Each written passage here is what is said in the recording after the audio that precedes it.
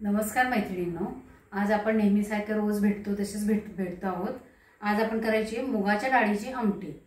वरण सुद्धा करता येतं, आमटी करता येते, सांबार करता येते, भरपूर काय काय पदार्थ याचे होतात। आपण याचे डोसे पण करतो। त्यामुळे हा पदार्थ मुगाची डाळ ही फार उपयुक्त डाळ आहे आणि त्याने पित्त होत नाही। जेव्हा एखादा पेशंट असतो त्याला त्याचं पाणी करून त्यात थोडंसं मीठ जिरे आणि सूप केल्यासारखं करतात आणि तूप बनवून त्याला प्यायला देतात। म्हणजे त्याने काय होतं, त्याला पित्त होत नाही किंवा इतर कुठलाही विकार होत नाही। पचायला एकदम हलकी डाळ आहे ही मुगाची डाळ। आता मी हे काय करलंय, फोडणी करणार त्याला नेहमीच प्रमाणे। तर आता फोडणी करून घेऊया। तेल ठेवलेलं आहे 2 चमचे, मोहरी टाकली आहे, जिरे, हिंग आणि हळद। आता हे गॅस मी कमी करणार आहे जरासा। आता याच्यात काय करणार आहे, ही आपली डाळ जी शिजलेली आहे त्याच्यामध्येच थोडंसं तांबडं तिखट घालून घेणार आहे। तुम्हाला आपण जेवढं तिखट हवं आहे त्या पद्धतीने, आणि थोडासा गोडा मसाला घालणार आहे त्याच्यामध्ये। त्याच्यातच थोडं मीठ घालून घेणार आहे आणि महत्त्वाचं म्हणजे गूळ। गूळ हा प्रत्येक आमटीमध्ये थोडाफार तरी चांगला लागतो चवीला। हा गूळ त्यात घातलेला आहे मी। ह्या डबीत काढून बघितलंय तर स्पष्ट दिसावं म्हणून। आता त्याच्यामध्ये आणखीन काय घालणार आहे मी, टोमॅटो। काही जण आमसुलं, चिंच असं करून त्यात घालतात, पण त्याने आंबटपणा जास्त येतो, काढायला पित्त जास्त होण्याची शक्यता आहे, म्हणून मी टोमॅटो घेतलेले आहे। आता ह्याच्यामध्ये फोडणीमध्ये मी काय केलंय, कढीपत्ता घालून घ्यायचा। फोडणीमध्येच घालायचा म्हणजे छान वास येतो त्याचा। थोडीशी कोथिंबीर मी फोडणी घालणार आहे आणि बाकी राहिलेली फोडणी ह्याच्यातच घालणार। हे मी ह्याच्यातच का डायरेक्ट घालते तर ते शिस्त चांगलं व्यवस्थित, आणि आपण किती प्रमाणात काय टाकलं हे आपल्या लक्षात पण येतं। आता त्याच्यात मी थोडंसं तिखट आणि थोडासा गोडा मसाला वरणाचा फोडणी घालून घेणार आहे। त्याच्यामुळे काय होतं की तो थोडासा तवंग जो आमटीवर येतो, पिवळसर तांबूस असा जो होतो ना रंग, तो येतो त्याच्यावरती। आता हे मी फोडणी त्याच्यात हे डाळीचं जे मिश्रण केले ते सगळं मी ह्याच्यात घालून घेतो।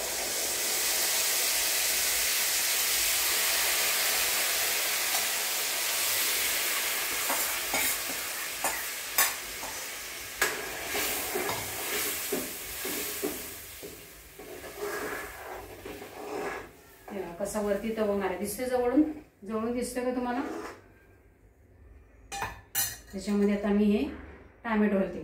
मोठे टोमॅटो का घातलेत, काहींना खायला आवडतात, काहींना नाही आवडत। ज्यांना नाही आवडत ते टोमॅटो काढून बाजूला ठेवतात, म्हणजे खात नाहीत, आणि ज्यांना आवडतात ते खाऊन टाकतात।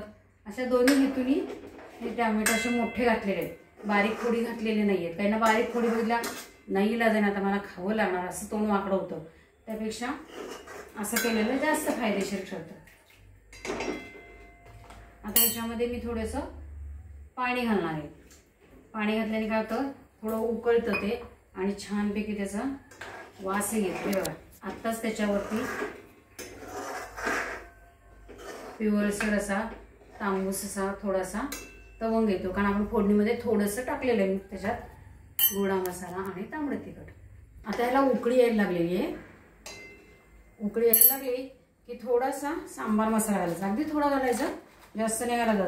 तुम्ही नाही घातला ना तरी त्या गोडा मसाल्याचा छान वास येतो, आणि जर थोडासा घातलात तर अजून त्याच्यापेक्षा चांगला वास येतो। हे बघा थोडासाच घातलेला आहे, पाव चमचाच सांबार मसाला घालायचा। आणि हे मुगाची डाळ आहे का तुरीची डाळ आहे का मसूरची डाळ आहे काहीही कळत नाही, छानपैकी न खाणारी व्यक्ती पण अगदी पितात वाटीने, मस्तपैकी चमचमून हातात ती चमचमीत झालेली आहे म्हणून। आता हे छान उकळून द्यायचं, म्हणजे याच्यात सगळ्याचा अर्क उतरला पाहिजे। टोमॅटो, कढीपत्ता सगळ्याचा, जे तुम्ही आमसूल चिंच घाल सगळ्याचा अर्क त्यात उतरला पाहिजे।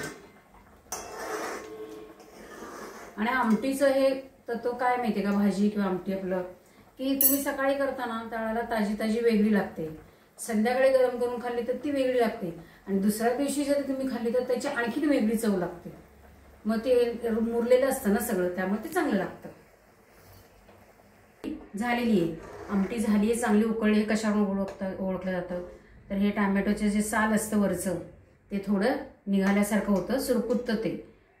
तसं झालं की समजायचं टोमॅटोचा मार्क त्यात आंबट थोडासा गोड उतरलेला आहे. आता मी हे गॅस बंद करते आणि ह्याच्यात ओतून दाखवते कशी छान दिसते बघा ती. कढईचा सगळा मसाला काढून घ्यायचा बरं का त्याच्यातला, नाहीतर तो वाया जातो परत. कारण आमच्या उकळताना सगळीकडे तो लागलेला असतो मसाला.